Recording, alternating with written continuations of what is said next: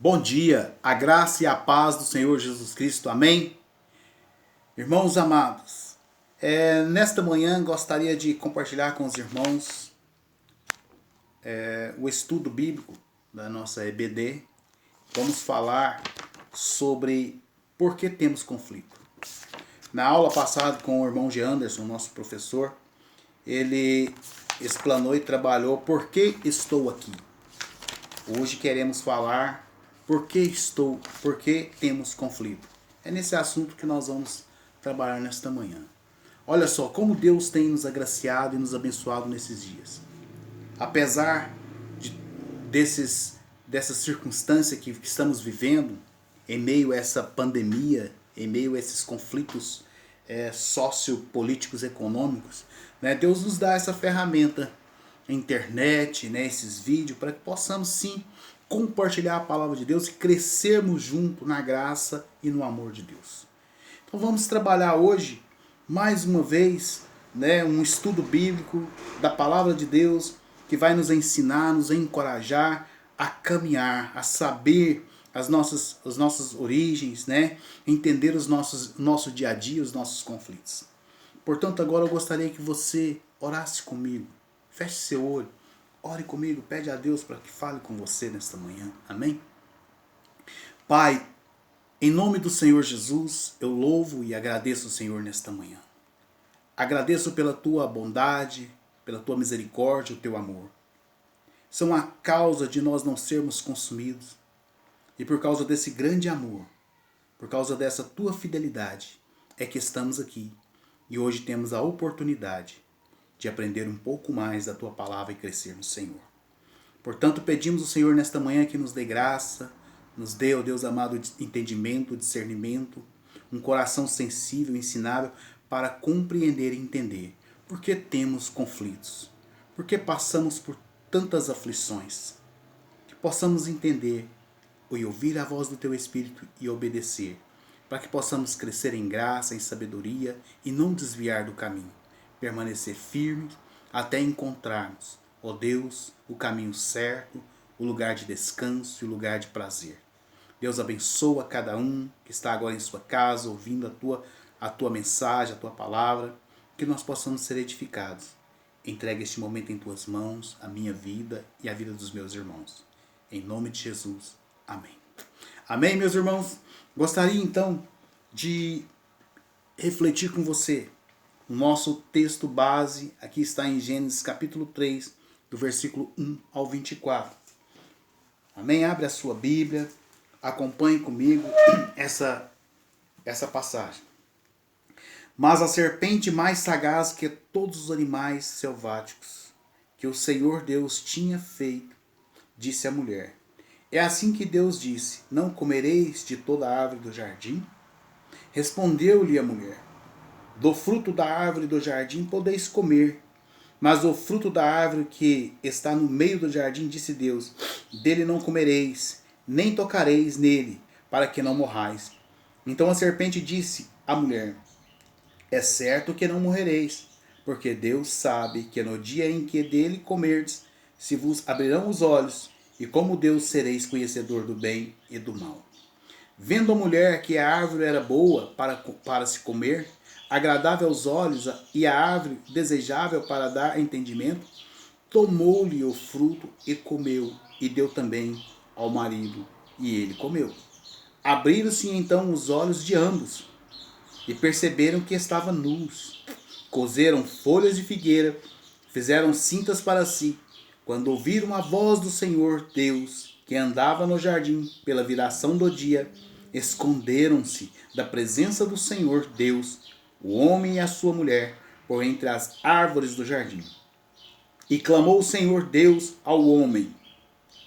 Lhe perguntou: onde estás?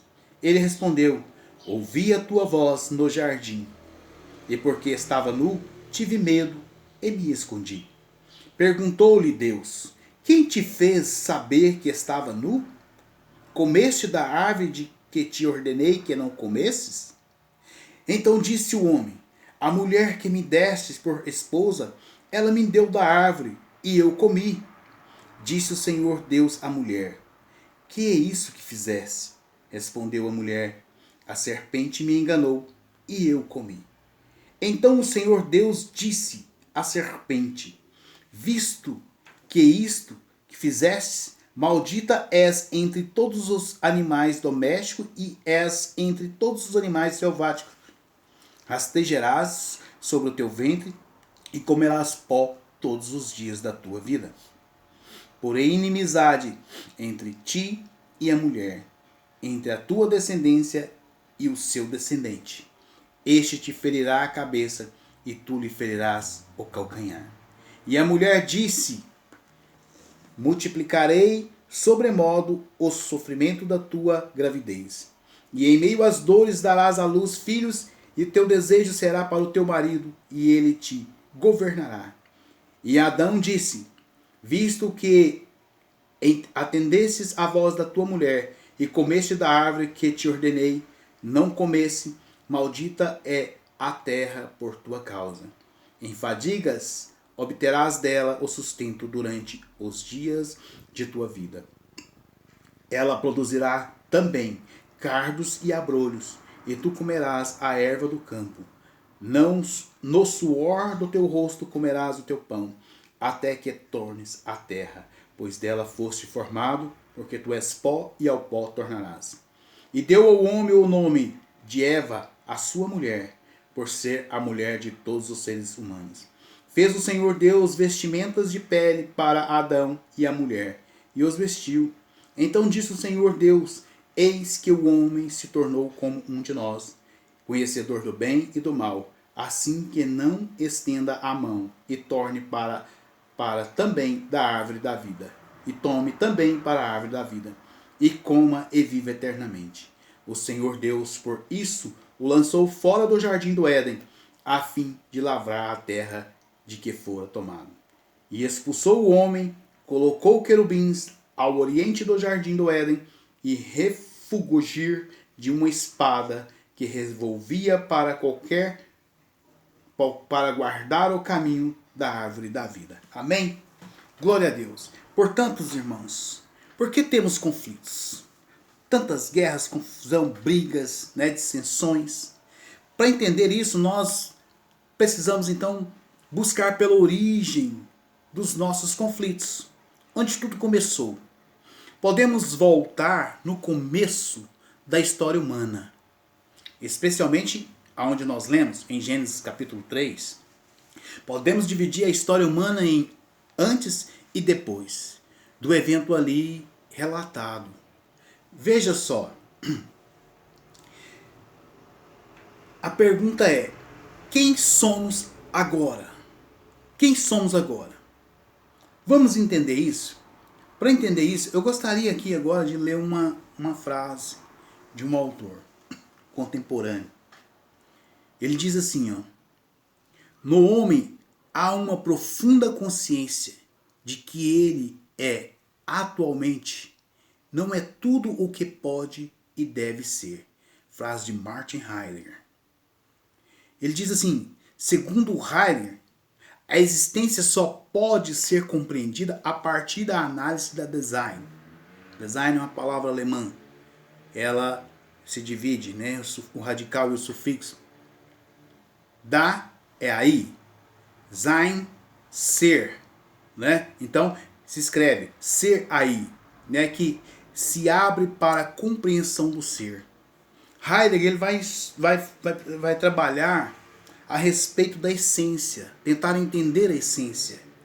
Porque a essência não se explica, a essência não consegue compreender na sua totalidade. O ente, as coisas nós entendemos, que nós podemos compreendê-las porque ela é palpável, é compreensível. Como você pega uma caneta dessa, você sabe, descreve ela tudo, que ela é um plástico, tem uma tinta, é para escrever tudo. Mas o ser, esse nós não conseguimos descrevê-lo. E o ser, Heidegger vai falar que o ser é um ser formado para possibilidades, é um ser de possibilidades, é um ser em expansão, é um ser que se mostra através das coisas, é um ser que é volutivo, né? Que reflete, que pensa, que decide. Então ele vai trabalhar isso. E é interessante aqui que o autor aqui da revista coloca essa frase de Heidegger. Nós vamos compreender aqui, porque com a entrada do pecado, o homem agora perde o Éden. Que o Éden é o lugar de delícia, né? Um lugar de prazer. Agora o homem perde isso. O homem agora, então, com essa queda, o ser humano ganha outra natureza. A natureza caída, a natureza agora do homem é de pecado, a natureza de pecador. Né? Então o homem agora deixa de viver essa essência, esse ser, e começa a viver para fora. Né? E porque o pecado não vem de dentro do homem, o pecado vem de fora. Ele vem de fora. Como a serpente ali enganou Eva, mostrou para Eva de uma outra forma, distorceu na cabeça da mulher, e ela passou então a compreender as coisas externas, dar lugar para as coisas externas, e isso levou ela ao pecado. Então é nisso que nós vamos trabalhar, para compreender isso. Quem somos agora? Quem nós somos agora? Somos seres expulsos do paraíso. Antes, o homem foi formado no paraíso. Ele vivia no paraíso, lugar de delícia. Agora, ele é um ser expulso do paraíso. Em Gênesis 2, 16 e 17, Deus vai fazer o homem, colocar o homem e vai dar uma ordem para o homem. Né? E essa liberdade que Deus dá ao homem lá no Éden está declarada nessas palavras de Gênesis 2, 16 e 17. Né? Livremente, o Criador havia dado a ordem para ele desfrutar de toda a árvore. De toda a árvore. Mas esse primeiro casal, eles quis ir além da ordem estabelecida por Deus. Por isso eles foram expulsos do paraíso. Né? Passou, foi além. Né? Deus disse uma coisa e eles fizeram outra. Meus irmãos, a vida humana ela se inicia aonde? No paraíso. E ela vai desenvolvendo agora um desejo, uma luta de retornar para esse paraíso perdido. A vida inicia ali no paraíso e o homem agora começa então a desenvolver um desejo forte, uma luta constante para retornar a esse paraíso perdido. Olha só, e sem essa compreensão, nós não conseguiremos entender o ser humano. Portanto, em Mateus 7,13, olha só o que Jesus vai declarar ali. Olha só o que Jesus deixa bem claro. Né? Para muitos se perdem na vida. Mateus 7,13 diz assim: entrai pela porta estreita, porque larga é a porta, e espaço o caminho, que conduz à perdição. Muitos são os que entram por ela. Entrai pela porta estreita, que larga é o caminho, e muitos se perdem por ela. E quantas pessoas têm se perdido nesse caminho? Quantas pessoas têm se perdido nessa busca desse paraíso, de encontrar esse paraíso, e não têm encontrado, não têm conseguido entrar por essa porta estreita, né? Tem buscado os caminhos largos e têm se perdido. Então Jesus deixa claro, né, que eles têm se perdido. Ele também diz: quem somos nós? Seres expulsos do paraíso. Somos seres expulsos do paraíso e também somos seres insatisfeitos com os paraísos que temos. Há uma insatisfação em nós. Há uma insatisfação gerada pelo senso da perda. Né? Portanto, está sempre procurando algo para preencher o coração. Para preencher. Não é porque o coração agora não está no lugar original planejado por Deus. Está longe da vontade de Deus. Então está sempre insatisfeito. Sempre nessa insatisfação, procurando algo para preencher esse vazio, né? Portanto, em nenhum momento na vida será pleno, será completo. Porque nada consegue preencher. É como se você pegasse uma forma, né, e pegasse um objeto que não foi formado nela e tentar encaixar. Você nunca vai conseguir. Você pode até ir tentando adaptações, tentando encaixar, e sempre ficar com as suas deformações e seus defeitos. né? Então, olha só, estão sempre tentando preencher e não conseguem preencher esse vazio. Quem somos nós? Somos seres, né, insatisfeitos com o paraíso que temos. E quantos paraísos nós nos construímos? Quantos paraísos? Somos seres de paraíso em paraíso. Estamos sempre à busca de um paraíso, onde possamos encontrar a felicidade, encontrar a paz, esse descanso, esse conforto. Olha só, na circunstância da vida, né, tentamos um curso superior, um trabalho, uma casa, uma cidade, outro estado, sempre na busca de encontrar essa felicidade, encontrar esse paraíso neste lugar. Então, nós nunca chegamos a essa plenitude, porque nunca temos o paraíso ideal. Estamos sempre nessa busca, por isso estamos sempre à busca. Um paraíso atrás do outro. Quem somos nós? Somos seres impedidos de voltar ao paraíso perdido. Gênesis 3:24, o que Deus fez lá?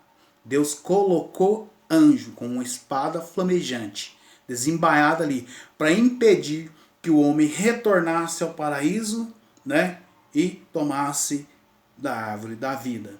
Deus colocou isso ali, para que esses homens não retornassem ali. Então, sempre estamos impedidos de voltar ao paraíso. Mas como voltar ao paraíso? Como voltar lá? A única forma de voltar ao paraíso nós sabemos, que é por meio da obediência ao Evangelho, por meio da confissão de fé, na convicção de que Jesus é Senhor e Salvador. Ele morreu e ressuscitou na cruz do Calvário. Não é mesmo, meus irmãos? Olha só, quem somos nós? Somos seres que decidem. Somos seres que decidem. Em Gênesis 3:11 diz o quê? Presta atenção comigo aqui. Gênesis 3:11. Perguntou-lhe Deus: quem te fez saber que estava nu? Comeste da árvore que te ordenei que não comesse? Deus ali dá uma ordem ao homem, não é mesmo?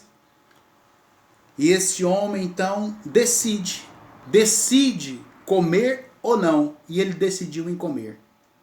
No mundo pós-queda temos que decidir, mas a graça de Deus em Jesus Cristo, podemos voltar ao paraíso e comer da árvore da vida e não sermos expulsos. Veja só em Romanos, no capítulo 5, versículo 19. O que diz?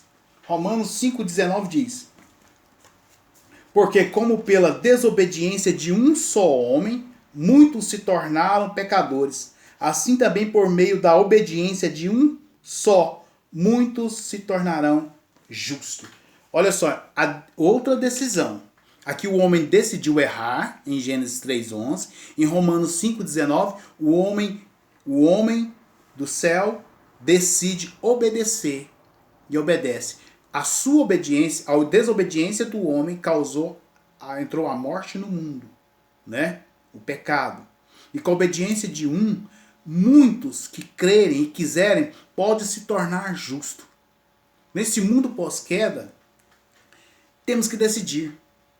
Mas, presta atenção, a graça de Deus em Jesus, podemos voltar para o paraíso e comer da árvore da vida. E lá não seremos mais expulsos, viveremos eternamente. Amém, meus irmãos? Fica claro alguma dúvida até aqui no que estamos falando para compreender os nossos conflitos, as aflições da nossa vida? Se há, meu irmão, eu gostaria que você depois estivesse entrando em contato com os professores, conversando com a gente, possamos sim discutir, conversar juntos, né, e compreender melhor a palavra de Deus. Amém? Glória a Deus. Agora eu queria ver aqui com você. Por que sofremos? Por que sofremos? Vamos entender isso junto. No capítulo 7, 29 de Eclesiastes, diz que eis aqui o que tão somente achei, que Deus fez ao homem reto, porém eles buscaram muitas astúcia. Deus fez o homem reto, mas o homem buscara muitas astúcia. Que é isso, meu irmão? Deus fez o homem reto. O homem criado por Deus em em inocência e santidade. Por sua própria culpa, caiu em pecado. Veja Romanos 5,12. O que diz? Romanos 5, versículo 12. Vamos dar uma lida aqui. Portanto, assim como por um só homem entrou o pecado no mundo, e pelo pecado a morte, assim também a morte passou a todos os homens, porque todos pecaram. Então, por causa da desobediência de um único homem, né? O homem criado inocente e em santidade, pela desobediência desse homem, agora todos pecaram. Todos pecaram. O pecado se multiplicou, né? O homem agora se tornou pecador e por isso a morte reina e impera. Sofremos por causa... Por quê? Porque agora a terra foi amaldiçoada. Gênesis 3,17, Deus vai mostrar bem claro como foi amaldiçoada a terra. E Adão disse, visto que atendeste à voz da tua mulher, e comeste da árvore que eu te ordenei, não comesses, maldita é a terra, por tua causa. Em fadigas obterás dela o sustento durante os dias da tua vida. A terra agora se tornou maldita por causa do homem. E em 2 Pedro, para nós entendermos, em 2 Pedro,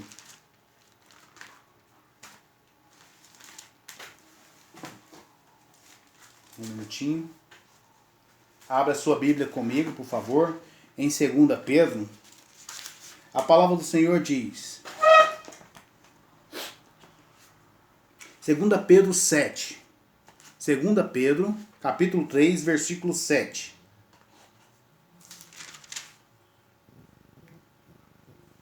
Amém? 2 Pedro 3, 7. E ao anjo da igreja de Filadélfia escreve... Perdoa, meus irmãos. Só um minutinho.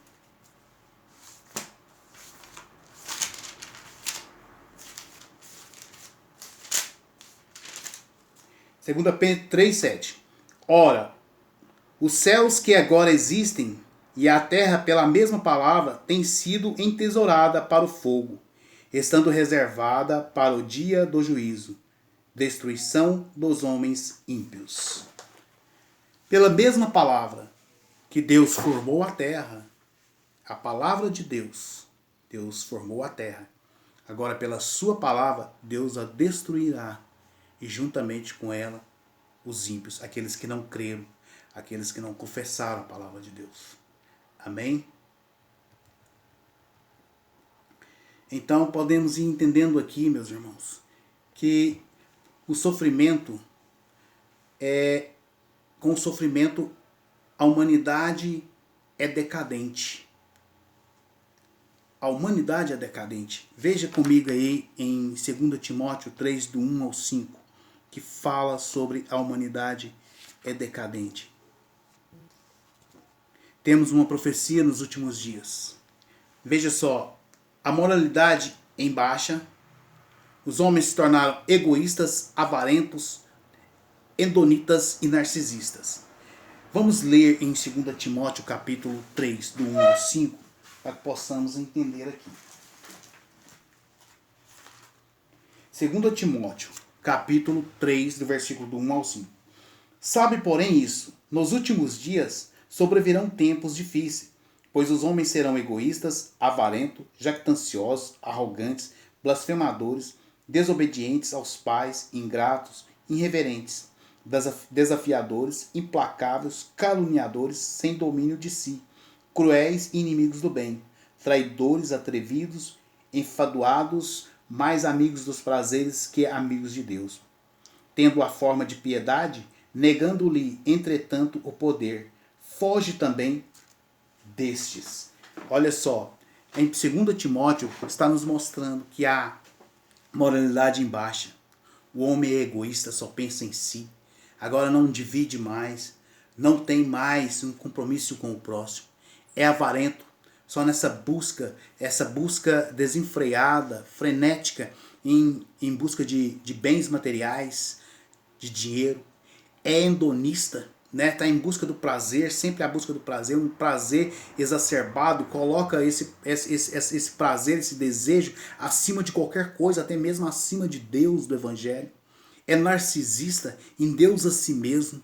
Sabe, o versículo 2 e 4 nos mostra bem claro isso. Também nós podemos ver que a religiosidade é uma religiosidade aparente, né? Tem forma de piedade. Deixa eu mostrar para você aqui. Tem forma de piedade. No grego é morfé, que é forma.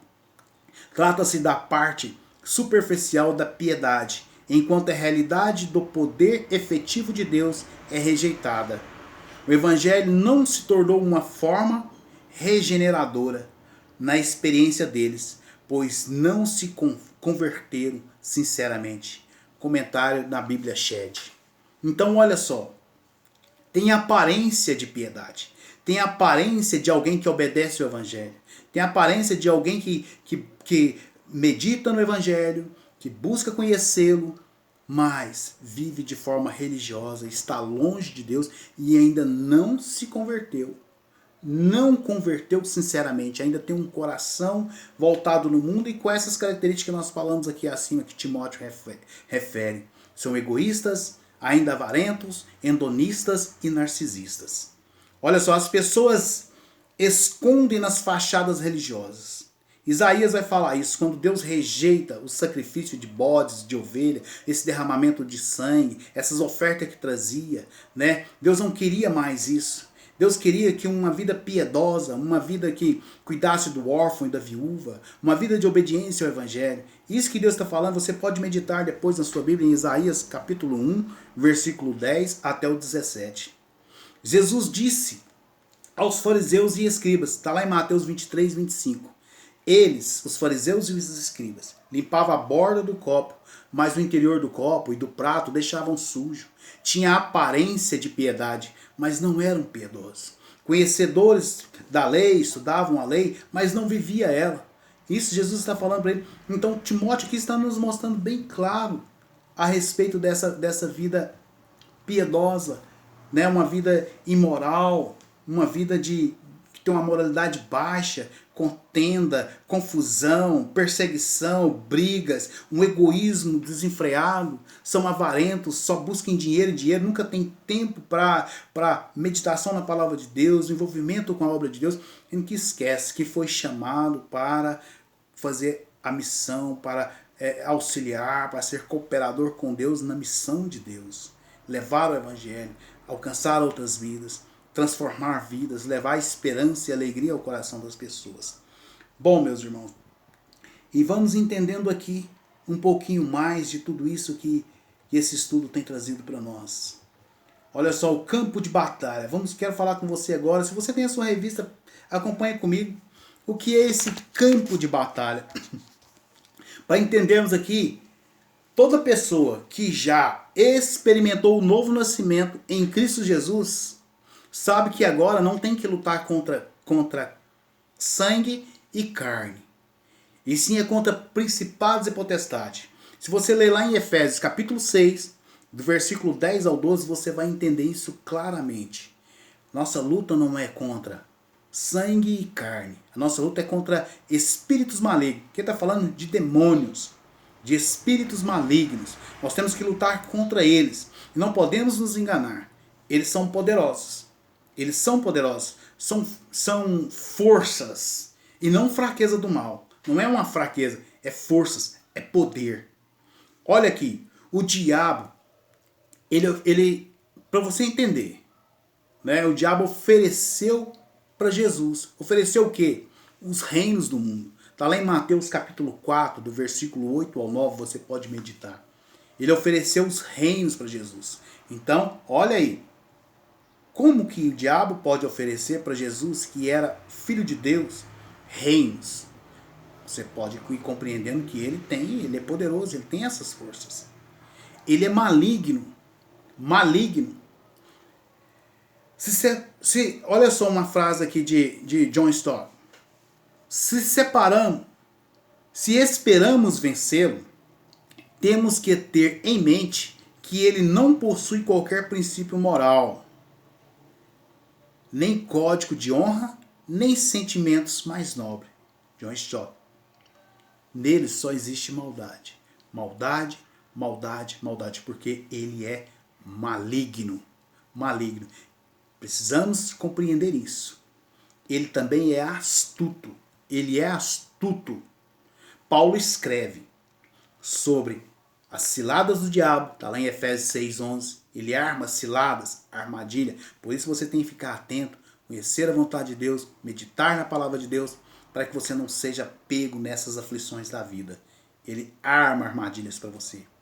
Ele transforma em anjo de luz, está lá em 2 Coríntios 2:11. O diabo, ele é astuto, ele é sagaz, ele se transforma em anjo de luz, aparece para você em forma de anjo de luz. Né? Talvez você, os nossos jovens, adolescentes, né, em busca de uma namorada, não busca em Deus, não busca esses padrão de uma mulher, de um jovem, de Deus, com característica de Deus, né, e busca ela no mundo, de repente ele está no mundo com ele, ou as famílias, né, se buscam em autoajuda, em outras coisas e não se fundamenta na palavra de Deus, sabe? E o diabo às vezes aparece aí com soluções, né, ideias, e você caminha nisso, ou então um emprego, ou certos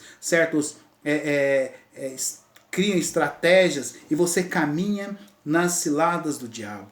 Ele se transforma em anjo de luz, aparece para você de uma forma bonita, de uma forma agradável, e você não discerne na palavra de Deus que é o diabo. Preste muita atenção e tome muito cuidado. Martin Lloyd Jones diz assim, ó, negar a sua existência é expor-nos ainda mais à sua sutileza. Não podemos negar que ele existe. Ele existe. Se nós cremos em Deus, confiamos em Deus, entendemos que a palavra de Deus é a palavra do Senhor, ela também fala. O próprio Deus falou a respeito do diabo aqui. Lá em Gênesis, Deus expulsou o homem do Éden por causa do diabo, da enganação do diabo. Então o seu pecado não vem de dentro de você. Como diz Heidegger lá, né, essa essência, você tem que voltar para essa essência. Essa essência é boa, essa essência ela ama, essa essência ela compreende, essa essência ela tem alegria em servir, em amar, em doar. Sabe, você tem que voltar para essa essência e não olhar para o mundo material, esse mundo de coisas, porque você se perde nele.